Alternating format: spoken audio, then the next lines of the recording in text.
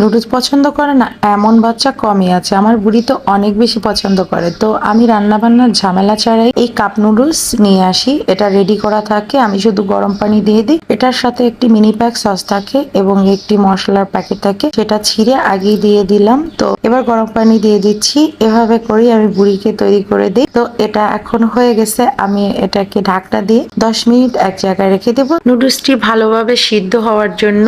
তো আমি এই নুডলসটির সাথে বুড়িকে একটা আলাদা ডিম পোচ করে দিই। তো এভাবেই আপনারা নুডলস তৈরি করে খাওয়াতে পারেন বাচ্চাদেরকে, তবে সেটা মাঝে মাঝে, সব সময় না। সবাই ভালো থাকবে। আজকের মতো বিদায়, টাটা, বাই বাই, আসসালামু আলাইকুম। নুডলস পছন্দ করে না এমন বাচ্চা কমই আছে। আমার বুড়ি তো অনেক বেশি পছন্দ করে। তো আমি রান্না বান্নার ঝামেলা ছাড়াই এই কাপ নুডলস নিয়ে আসি। এটা রেডি করা থাকে, আমি শুধু গরম পানি দিয়ে দিই। এটার সাথে একটি মিনি প্যাক সস থাকে এবং একটি মশলার প্যাকেট থাকে, সেটা ছিঁড়ে আগেই দিয়ে দিলাম। তো এবার গরম পানি দিয়ে দিচ্ছি।